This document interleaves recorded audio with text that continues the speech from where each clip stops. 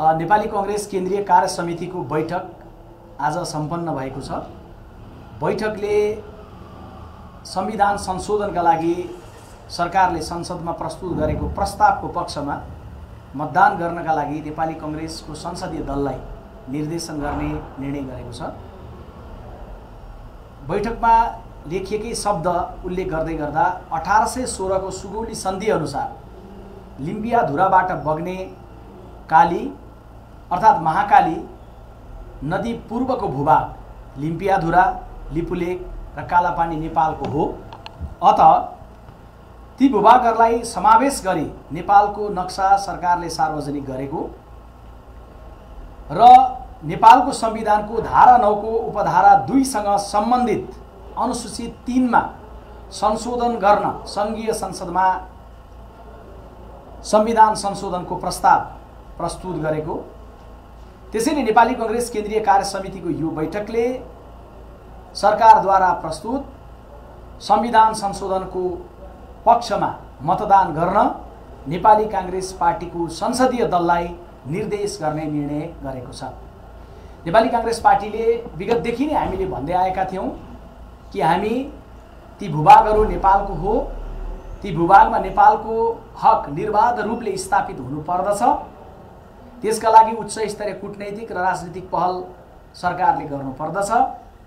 हाम्रो त्यसमा सरकारलाई साथ रहनेछ।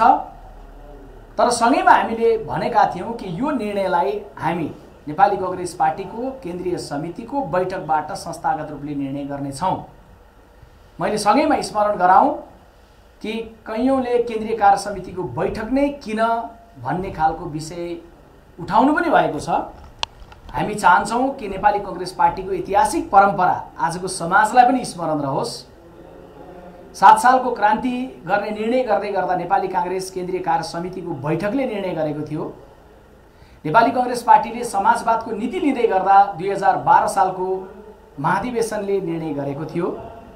46 सालको जनआन्दोलन गर्ने निर्णय गर्दै गर्दा 2046 सालको माघको 5, 6 र 7 गते सर्वोच्च नेता गणेशमान सिंहको चाक्सीबारीमा भएको घरमा भएको नेपाली कांग्रेसको सम्मेलनले 46 सालको जनआन्दोलनको निर्णय गरेको थियो।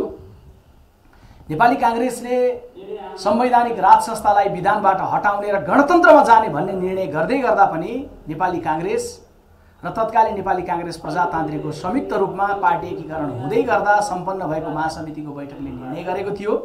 र आज हामी खुशीका साथ सगौरव तिनै ऐतिहासिक संस्थागत निर्णय गर्ने परम्परालाई स्मृति गर्दै संविधान संशोधनको अहिलेको प्रस्तावलाई पनि केन्द्रीय कार्य समितिको बैठकबाट निर्णय गरेको जानकारी गराउन चाहन्छौं। र सँगैमा नेपाली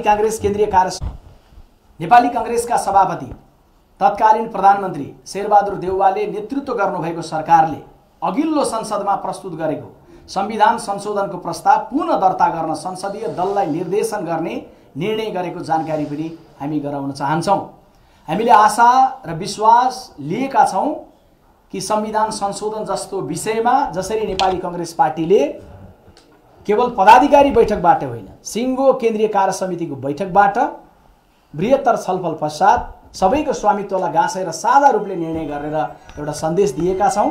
यही ढंगले सन्देश दिनका लागि अन्य राजनीतिक दलहरू पनि समर्थ हुन सक्नेछन् र संविधान संशोधनको प्रस्तावमा उभिएर मतदान गरेर केवल त्यतिका साथ दायित्व पूरा भएको अनुभूति नगरेर त्यो भूभागको सन्दर्भमा उच्च स्तरीय कूटनैतिक पहल राजनीतिक पहल सरकारले गरेर त्यो भूभागलाई लिने सन्दर्भमा पनि पहल कदमी गर्न समर्थ हुने राष्ट्र समर्थ हुन सक्ने अपेक्षा र आशा हामीले गरेका छौं। आजको केन्द्रीय कार्य समितिको बैठकमा नेपाली कांग्रेस पार्टी विषयहरू जो राष्ट्रिय रूपमा प्रधान विषयका रूपमा राष्ट्रियता सँगसँगै उपस्थित छन्। कोरोनाको सन्दर्भमा युद्ध स्तरमा कार्य गर्नलाई सरकारलाई अपील गर्ने बैठकले निर्णय गरेको छ। समय पर्याप्त पाएर पनि सरकारले अपर्याप्त तयारी गर्दै गर्दा यस बीचमा आधा दर्जन नेपालीको मृत्यु भएको र हजार नेपाली संक्रमित भएको निरन्तरको साथ सुझाव दबाव आग्रहका बावजुद पनि सरकार यो नेतृत्व गर्नलाई असफल भइरहेको विषयलाई बैठकले ठहर गरेको छ। त्यसैले पीसीआर विधिबाट परीक्षणलाई व्यापक बढाउन, स्वास्थ्य सामग्रीहरू पर्याप्त प्रबन्ध गर्न, क्वारेन्टाइनहरूलाई मापदण्ड अनुरूपको बनाउन, आइसोलेसन वार्डको संख्या व्यापक वृद्धि गर्न, अत्यावश्यक भेन्टिलेटरको पर्याप्त जोहो गर्दै युद्ध स्तरमा कार्य गर्न सरकारलाई यो बैठकले अपिल गर्ने, माग गर्ने भन्ने पूर्व निर्णयलाई पनि बैठकले दोहोर्याएको छ। त्यस्तै राहतको सन्दर्भमा राहत, क्वारेन्टाइनको व्यवस्था लगायतको कार्यमा नेतृत्व गर्नुपर्ने स्थानीय तहहरूलाई आज 4 महिना गुज्रिसक्दै गर्दाखेरि पनि सरकारले बजेट उपलब्ध नगराएको विषयलाई गम्भीरतापूर्वक लिँदै तत्काल स्थानीय सरकारहरूलाई रकम निकासा गर्नलाई संघीय सरकार समक्ष माग गर्ने निर्णय पनि बैठकले गरेको छ। श्रमिक, बेरोजगार, विद्यार्थी, अपाङ्गता भएका नागरिक, एकल महिला लगायतलाई राहतको विशेष व्यवस्था गर्न पनि बैठकले सरकार समक्ष अपिल गरेको छ। त्यस्तै नेपाली कांग्रेस केन्द्रीय कार्य समितिको आजको बैठकले लकडाउनको कारण विज्ञापन क्षेत्रको व्यवसायमा परेको असरको सोझो प्रभाव मिडिया हाउसहरू र श्रमजीवी पत्रकारहरू परेको कुरालाई मध्यनजर राख्दै कोही एकजना मात्रै पनि पत्रकार बेरोजगार बन्ने अवस्था नदिन र रोजगारी लकडाउनको अहिलेको पछिल्लो परिस्थितिको कारण गुमेको अवस्था कुनै पनि पत्रकारको जहाँ हामीले सुनेका छौँ तिनलाई पुनर्स्थापित गर्ने गरी कार्य गर्न, राहतको प्रबन्ध गर्न पनि सरकार समक्ष माग गर्ने बैठकले निर्णय गरेको छ। नेपाली कांग्रेस केन्द्रीय समितिको वैशाख 17 मा सम्पन्न भएको बैठकले निर्णय गरेकै कुरालाई आज जेठको 17 गते पुनः दोहोर्याउँदै हामीले विदेशमा अप्ठ्यारोमा परेका नेपालीलाई उद्धार गर्ने सन्दर्भमा तत्काल पहल कदमी गर्न सरकारलाई अपिल गर्ने निर्णय गरेको छ। रेमिटेन्स आफ्नो अनुकूल अवस्था हुँदा खर्बौंको रेमिटेन्स पठाएर मुलुकको अर्थतन्त्रलाई भर्तेक गरिरहेका नेपालीहरू अप्ठ्यारोमा पर्दै गर्दा राष्ट्रले अभिभावकको भूमिका निर्वाह गरेर उद्धार गर्नुपर्ने कर्तव्य पूरा नगर्नु, यसलाई गम्भीरतापूर्वक नेपाली कांग्रेसको बैठकले लिएको छ। हामीले बैठकमा यो पनि स्मृतिका साथ निर्णय गरेका छौं कि यस बीचमा कैयौं नेपाली चेलीहरू गर्भवती अवस्थामा रहेका, विदेशमा रहेकाहरू निकै अप्ठ्यारो जीवन बिताइरहेका छन्। क्वारेन्टाइन सेल्टरमा बसेका चेलीबेटीदेखि साथीहरू, अन्य साथीहरू पनि अप्ठ्यारोमा बसिरहेका छन्। कैयौं देशमा मृत्यु, अन्य विविध कारणले मृत्यु भएका नेपालीका परिवारजनहरू आफ्नो परिवारको आत्मीय सदस्यको लास अहिलेसम्म प्राप्त नगरेर पीडामा छन्। त्यसैले नेपाली कांग्रेस पार्टीले उच्च मानवीय व्यवहारका साथ सरकारलाई कार्य गर्न र यी सबैलाई उद्धार गर्ने भूमिका निर्माण गर्नका लागि पनि अपिल र आग्रह गर्ने भनेर आजको बैठकले निर्णय गरेको छ। त्यस्तै भारतको विभिन्न शहरबाट सीमानामा आइपुगेका नेपालीहरूलाई व्यवस्थित प्रवेश गराउने, सुरक्षित क्वारेन्टाइनमा राख्ने र सुरक्षित ढंगले घर पुर्याउने व्यवस्था गर्न नेपाली कांग्रेसले निरन्तर माग गर्यो। तर सरकारले गम्भीरतापूर्वक सुनवाई नगरेर अत्यावश्यक तयारी गर्नुपर्ने दायित्व पूरा नगर्दा हजारौं नेपाली बिना परीक्षण आफ्नो घर पुगेका छन् सीमानाबाट एकातर्फ भने, अर्कातर्फ हजारौं नेपाली सीमामा अलपत्र परेका छन्। यो बैठकले सरकारलाई नागरिकको जीवनमाथि खेलवाड गर्ने व्यवहारलाई अन्त्य गरेर अत्यावश्यक व्यवस्थापन गर्न सरकार समक्ष माग गर्ने पनि निर्णय गरेको छ।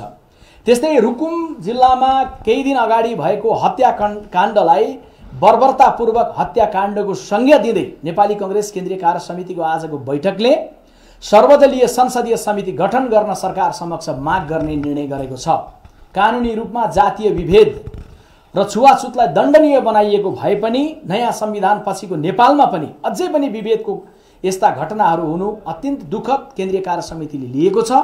प्रेम सम्बन्धमा जातीय प्रश्न खडा गरेर भएको हत्याको दोषीलाई कडा कारबाही गर्न, कसैलाई पनि कहीँ पनि कुनै पनि प्रकारको राजनीतिक सम्बन्ध, सम्पर्क र प्रभावको आधारमा उन्मुक्ति दिने दिशातर्फ जाने विषयलाई गम्भीरतापूर्वक नेपाली कांग्रेसले लिँदै संसदीय छनबिन, त्यो पनि सर्वदलीय संसदीय समिति गठन गर्नका लागि अपिल गर्ने भनेर आज बैठकले निर्णय गरेको छ। सँगैमा वैशाखको 18 गते आजभन्दा करिबन 1 महिना झण्डै अगाडि रोल्पाको त्रिवेणी गाविसमा बेवारिसे बम विस्फोटमा परेर जीवन गुमाएका नेपाली अबोध 4 बालबालिकाहरूको निधनप्रति श्रद्धाञ्जली व्यक्त गर्दै बैठकले त्यो घटनाको गहिरो छानबिन गरेर त्यसमाथि त्यससँग सम्बद्ध जसको दोष छ दोषीलाई कारबाही गर्ने प्रक्रिया अहिलेसम्म अगाडि व्यापकतापूर्वक नबढाइएको, गम्भीरतापूर्वक नबढाइएको विषयलाई गम्भीरतापूर्वक लिँदै त्यसलाई पनि मागका रूपमा प्रस्तुत गरेको छ।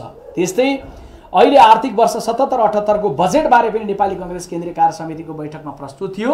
अहिले आएको बजेट विश्वव्यापी रूपमा कोरोनाको महामारी एकातर्फ भएको र त्यसले विश्वव्यापी अर्थतन्त्रमा प्रभाव पर्दै गरेको, त्यसले नेपालको अर्थतन्त्रमा पनि दूरगामी प्रभाव पर्न सक्ने विषयलाई नजरअन्दाज गरेर सामान्य अवस्थामा हामी छौं भन्ने ढंगले बजेट आएको विषयलाई पनि गम्भीरतापूर्वक लिँदै सरकारले अहिले सरकारको क्षमतालाई बजेट निर्माण गर्दै गर्दा बरालिएको अवस्थालाई सम्हालिएर कार्य गर्नका लागि अपिल गर्ने, यो बजेट ती विषयहरूका प्रति अहिलेको प्रतिकूलताका प्रति निरपेक्ष ढङ्गले आएको बजेटका प्रति गम्भीर ध्यानाकर्षण गराउने भन्ने निर्णय पनि यो बैठकले गरेको छ।